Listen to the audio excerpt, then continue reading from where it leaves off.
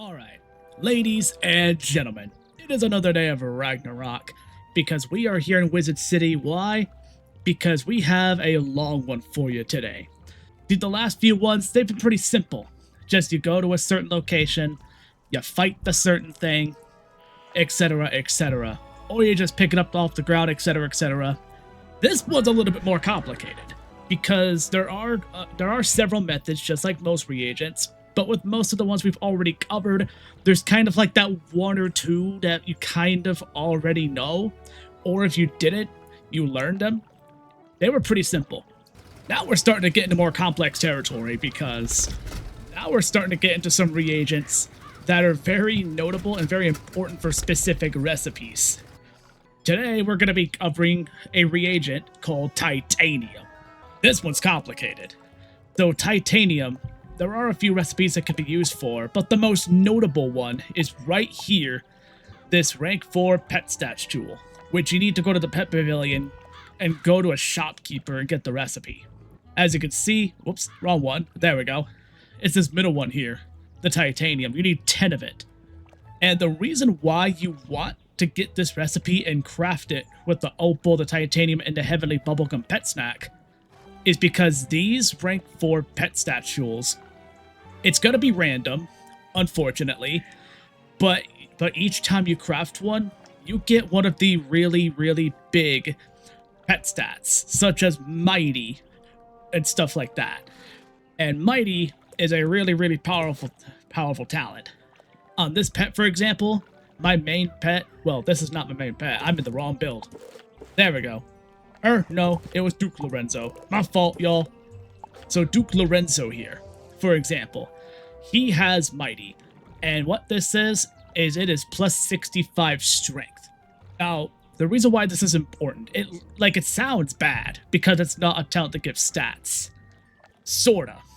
So it kinda does, because how people have used it before is if I actually go into my hitting gear, which is my Vanguard set here, you see this pet here?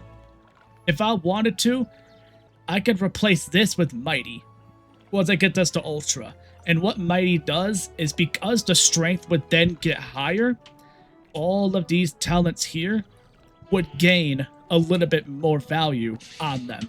Probably about 1% per talent, which gives me another like 5% in total. It doesn't sound like a lot, and on an ice it's not.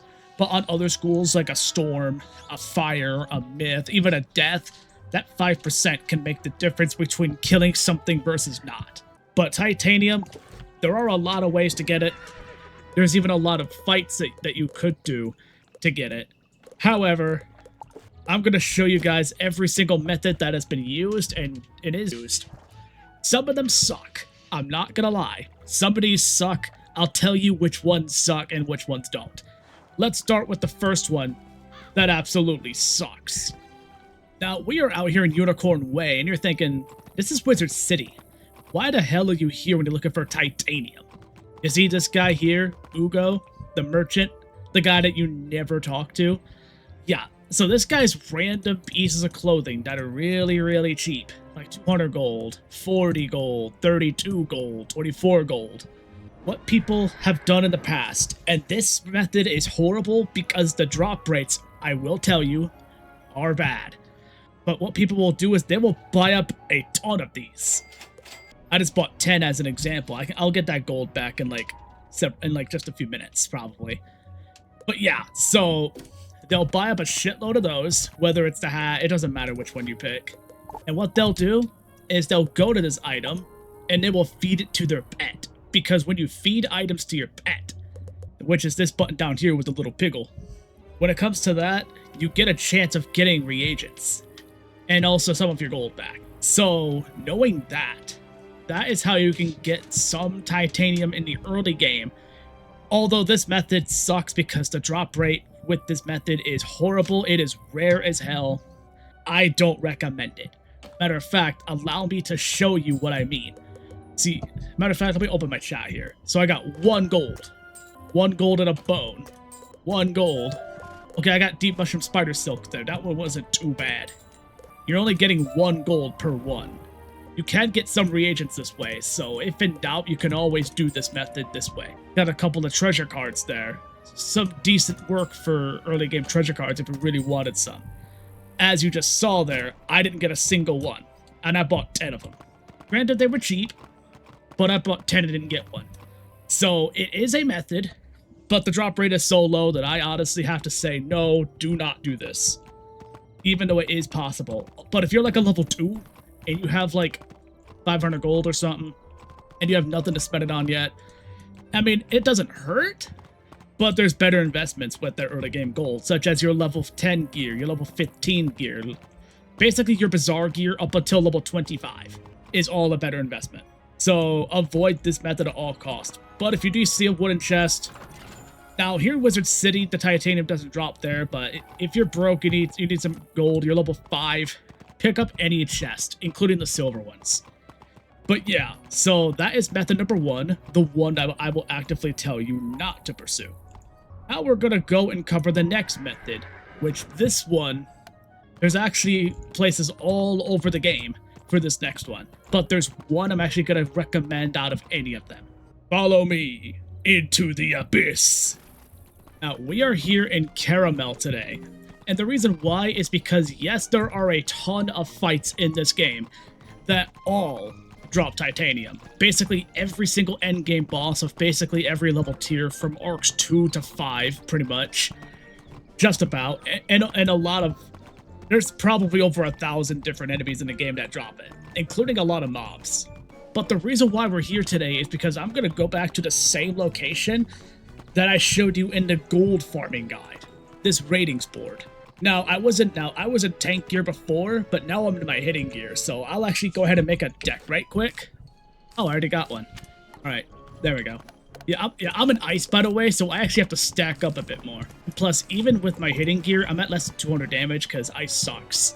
I could probably squeeze another, like, 40 with the right jewels and everything like that. Like, if I get, like, damage jewels and everything, I could probably squeeze out another, like, 40. But even then, it's very disappointing compared to other schools. But anyways, so this is probably my recommended location to go to for titanium. Yes, there's over 1,000 different enemies in this game, including the hundreds and hundreds of endgame bosses and major bosses throughout the storyline that all drop it. But there's a reason I recommend this one more than any other. And that is because this guy, he is also one of the premier gold farming places as stated in the gold farming video. The quest gives you 18,000 gold. Some of the items in there are worth probably about the same, maybe a little less. So it's good for getting gold from items, and the quest gold, which counts as raw gold, is 18k every single time you kill him, guaranteed. Which is what makes this a little bit better than Half Fang, because Half Fang you have a chance to get an 8,000 gold amulet, but it's not guaranteed. This 18k is guaranteed. So, because I'm in my hitting gear now, I'm actually going to go ahead and do this run right quick. So let's go inside. Alrighty, so these woodchipper golems here, these guys are a complete non-factor. So you do have to kill them, but these are the guys that are a complete non-factor when it comes to this method. So you just have to kill them right quick. You could do this pretty easily if you're at a hitting school like a Storm, a Fire, a Myth. You get the point. I messed up on my pips hardcore. We'll see how this goes. So let me just... I shall be right back with y'all. Alright, like I said, those guys are complete non-factor. And these guys right here, these guys don't drop it either, but these guys are still kind of notable because their biggest thing is that these guys actually also can drop you some evil magma peas as well. Just a small note. This is not a go-to spot for evil magma peas, but they can drop here. So if you're also looking for those and gold at the same time, then this spot's actually not bad. But if you want EMPs, honestly, there are better places. So I will meet with you guys again at the boss. Alright, there's that fight. I didn't get any that time. I just got a couple of other things, but I did get silver there, so that's also not horrible. And now for the part that matters the most. Hello, I expect you... Get past him. Alright, so good news is, and this is why this guy is also good too.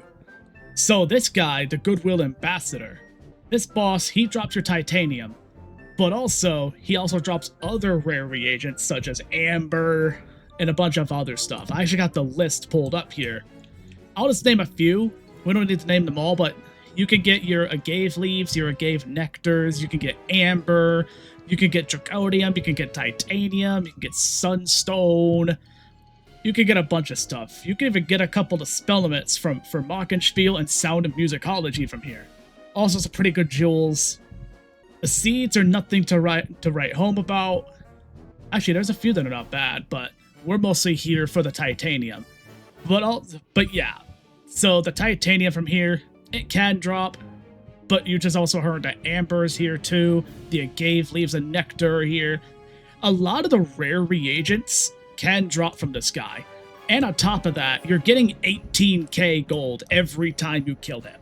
So if you're having a gold problem, then do your titanium farm here, because that will also solve your gold problem. So I'm gonna kill this guy right quick, and I'm going to show you and hopefully get something good. So I will meet back with y'all, after this fight. Alright, I just finished the fight, and even though I did not get lucky, I did get scales. But as you can see, I did get the 18k for the quest. So this is probably the spot I would recommend, because yeah, it's going to be rare at any fight, and really any resource, and any like place and method. But you can actually meet a few birds with one stone here. You can get your 18k gold every run, if you happen to need gold. This boss also does not have cheats. The only reason why I lost a bit of health there is because, well, my dumbass thought that these sharpened blades were different ones, and I accidentally used them on the wrong fucking ones. So, yeah, there you go. Keep that in mind. So, otherwise, don't be like me. Be a better hitter than me. I suck at hitting. I'm a support main. I'm a tank main in any game. But yeah, so this is the combat method that I recommend, because you can get a chance at evil magma peas in the second fight, and you can get a bunch of gold and a very easy chance at titanium in this room, in the last room. The first room's a complete non-factor, but you do have to kill it anyway. So now we shall move on to the next method, in which I'm actually going to have to go to the guild house for this one. Alright, so I am here at the Valiant Dragons Guild House here. So when it comes to this place, I'm only here because they have it here, but you see this bountiful mine here with all the crystals and stuff like that. This thing, yeah. So this thing has a chance to drop the titanium. I've already went into it for the day, so I can't do it now. But this does give a bunch of those different materials that are like gems and stuff like that, and titanium is in fact one of them. But this is not the only daily housing thing that gives titanium as potential drop. There is another one, and for the other one, I'm actually gonna have to go and get myself access to it. Good news is I do know somebody, so I will meet you at the other house. So I am here at the Blacksmith's Fjord, and this is the other place where you can also get the housing daily for a chance of titanium. So you just come into this main house here. It doesn't matter whose it is. It could be anybody's you want, but remember, you can only do this once a day. So if you happen to know somebody, or you happen to know somebody who has access to all the houses, they do the whole portal thing, do your daily portal runs if you happen to know somebody. In my case, I do, so I'm lucky, but not everyone has access to this. So if you happen to know someone who has this house, try and get into their house somehow. Or there are certain people that do offer their houses for that purpose. So I'm actually going to go into the main house here. So when you get in, I'm actually going to take a right. It's not at that statue. I'm going to take a right over here through this hallway. Always look left just in case you get lost. But you see that where that red portal is? They marked it there on purpose. That's not normally there. They decorated that. This forge right here, this thing that's kind of pumping the iron, pumping the fire, this thing, I've already used it, but this is where you can also get the chance at titanium. So I did not get lucky today, but it is a potential drop. And between the bountiful mine and this forge, those are the only two housing ones in the entire game that have a chance to drop it. So if you're looking for titanium specifically, go to the Blacksmith's Fjord and go and find a way to get to any bountiful mine. Those are the only two that have it. So that covers the housing section. Now we're going to actually cover gardening, because this one is annoying. It's not free. There is no free-to-play method for this particular gardening method, but it's the only way. Right, so I do not have the plant in question. However, there is a specific plant that you do need, and it's actually in the crown shop. This is the one that I hate because you cannot get this free-to-play, and it's actually from a pack. There it is. It's from the Farley's Gardening Pack. And if you go into here, you'll see a bunch of planters, you'll see a bunch of gardening-related items, including energy opals and stuff like that. But you see, but you see like this circle blossom, this can give you jewels. But the one in question that we are looking for is this one, the jewel star blossom. This is the one in question that we're looking for. This is the one that can drop you titanium. So when it comes to this plant, if you're a gardener and you happen to have spare crowns, get this one. Because you can get these. You can get titanium, you can get silver, steel, lead, brass for reagents. You also get a lot of the pet talent jewels, such as like your damage, talents for a pet, or your resist for a pet. I'm looking at the list now. It looks like they do not offer ward. So if you're looking for a ward pet, this is not really worth, because you can get the small and medium resist, but it doesn't drop the big ones. So if you're looking for the big ones, stay away from this plant. But if you're looking for like damage, these do drop the giver, and it looks like the boon. I don't see any dealers, but if you're looking for like givers and boons, you can get those. It just kind of depends on what you're looking for at the time. You could also get pets from here, some spiders, which is interesting. But we're talking about titanium today. So if you want titanium, this is your best method for gardening. And by best, I mean only. Now, when it comes to this, if you do want to maximize on your jewel blossoms growth and efficiency of growth, making them, harvestable faster more often, what you want is to give them a tropical gardening gnome next to them so that increases their speed by 5%.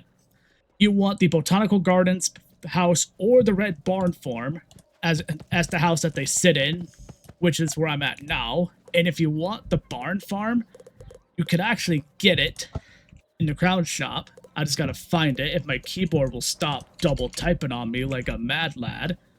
Here it is. It says it's 12.5 thousand crowns. Don't worry, you can switch to gold with this little button here. There. And it will convert the price to gold, which is 125k. It sounds like a lot, but trust me, when you're a high-level player, you will be getting gold easy. So just get 125k gold, buy this house in particular, and that will increase the growth by another 15%. Now for a 20%, you actually want to surround it by different tiger lilies, such as the white tiger lily and stuff like that. And it is able to attract pixies on its own. So this spell, the pixie right here, you don't need this. It does help, but they can actually get pixies on their own. So you don't need the spell for the star blossoms. If you put a bountiful mine and jewel crafting station next to it, you get another 25%. So if you do happen to have a bountiful mine and a jewel crafting station, you do want to put them close by to even further increase. Kind of puts all the jewel stuff together too, which is nice. Now, avoid sugar crystals and any sort of the evil peas, the evil magma peas and evil snow peas. Do not put those next to those blossoms. It will decrease their speed and potentially, cause more horrible things. So that is the gardening method for getting titanium. This is going to be a long one, y'all, so I hope you're ready. This next one is we are going to cover silver chests, because there are some specific locations that we have to go to. But before we do, I'm going to actually take care of my plants here, because I do not want the risk. I know it says they're almost done, but I don't know how long it takes for them to go from, sick to wilting or whatever. I'm not taking that risk. So I will meet you guys at these locations shortly. Hey there! You need to spend some of that gold. You can't get more gold if your bag is full. Alright, so I just realized that my microphone was muted this entire section, so I'm gonna have to re-record this part again. So it's fine. But we're in Wallaroo here. And the reason why we're here in Wallaroo is because this is one of the worlds that we can confirm where silver chests can actually give titanium. There's probably more than just Wallaroo and Darkmoor, but these are the two that I can personally confirm. But where the silver chests are, well, you gotta find them out in the world. But for example, here in Hope Springs is one of the areas where you can potentially get it through silver chests. Hope Springs being the main hub, the safe haven, the main area of the world. However, if you were to go to Outback, whether it's the camp or it's the transmitter, if you were to go to Wobblegong territory, Kali Ranch, this whatever the forest, Billabong Resort, I believe, is one. Let me just check my sources. Yep. So basically any street in Wallaroo. So really, if you find a silver chest all over the world, now it does not. Now I believe the Dreaming does not have silver chests, and if it does, there are no reports of drops there. So don't waste your time in the Dreaming area. Just stick to the regular streets of the world. So this is one of two worlds that I know can drop it from silver chests. Now there probably are other resources and other worlds that drop it. Because I did do some research of my own too, and it does say Caramel and Zafaria can drop it as well through silver chests, but that part is unconfirmed. I would need somebody to confirm that part for me, but I can confirm Wallaroo and Darkmoor. Now let's go to Darkmoor real quick, and we will look and see which streets there can also drop it. Alright, so we're here in Darkmoor, which is the current world here on PC. And if you were to go over here to this guy, the Beast Herder, now this guy, this is the guy that you would go to if you're looking to go to a different part of the world. So here, you would want to specifically go to Graveholm and Mortal Plain. Specifically. Those are the two streets in the world of Darkmoor that have silver chests that can give you titanium.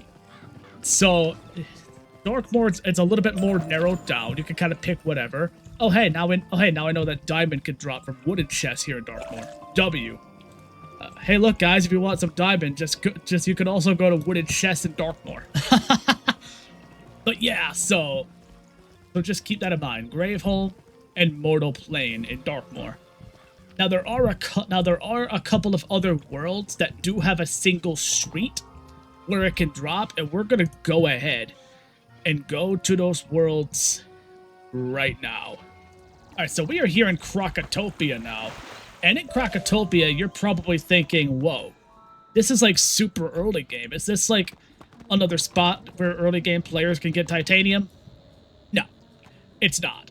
We're actually not staying in Krokotopia. We're going to the other subsection of it, the part that I call the most painful part 2 of all time. We're going to Selenopolis here off of this boat right here. Now to get access to Selenopolis, you can either port to a friend, as with any place mostly, or you can get here after beating Arc 1 when you defeat Malistaire, Drake, and Dragonspire. And you can get here that early because this is actually a prerequisite to get to Celestia if you go to the Blended Grove. But we're not going to the Blended Grove today.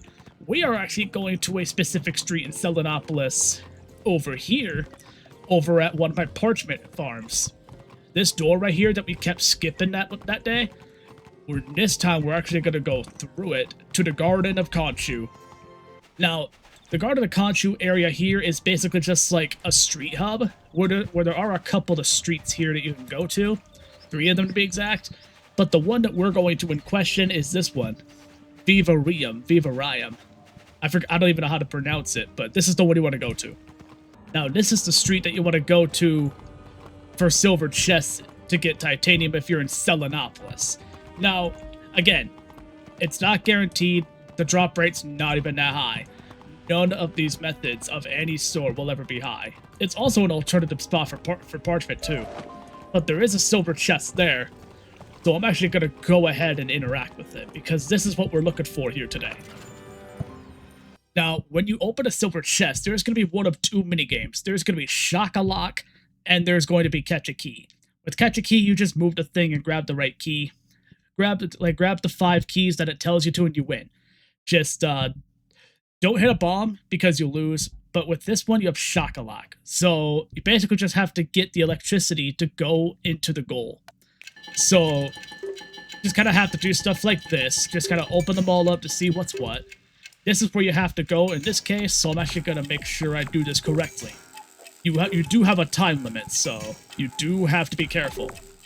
Like, I am messing up bad right now, way more than I normally do. And... alright, I already won. So as you can see there as an example, this is shock-a-lock. So you want to make sure you get from your point A to your point B going through the lines. You don't want to disconnect or you lose. And I'm about to win here, and this is going to give me the chance at titanium. Now it's going to open. It's going to give me hopefully what I want, but again, it's a low chance. I got a bunch of reagents there. And some TCs. I got turquoise, a pyrite, and I got a spellament actually for Tauret. So you actually can get some spellaments from this too. Now, the rare reagent for me was pyrite, but you can get titanium there too. This is the street of Selenopolis where you could actually go for titanium if you don't want to fight stuff. So you want to keep that part in mind. But this is not the end, because I believe there is one more street in the game where you could actually go and get titanium without having to fight stuff. And I'm going to go to that world right now. Alright, we are here in Lemuria here today. And this is the last street where silver chests can give you titanium. And you're going to be questing through, but if you've already beat the world, you can just take the telepad, and we're going to be taking Mandoria here. Alright, so we are here in Mandoria. This is one of the streets in Lemuria here, which when you get the Telos, which is the safe haven, you just want to take the telepad or just quest up to it in the storyline. But this is the only street in Lemuria where its silver chests offer a chance. What is this? Oh, I have a side quest for this apparently. Funny. Anyways, so I guess I'll just do the side quest while I'm talking about it. So, this is the only street in the entire world of Lemuria where its silver chests offer titanium.